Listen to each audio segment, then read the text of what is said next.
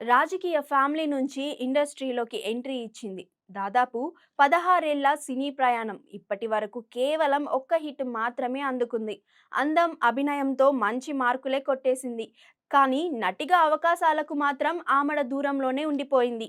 ఇంతకీ ఆమె ఎవరో తెలుసా? 2007లో 'చిరుత' సినిమాతో సినీ ప్రయాణం స్టార్ట్ చేసింది Neha Sharma. Mega power star Ram Charan నటించిన ఈ మూవీకి మంచి రెస్పాన్స్ వచ్చింది.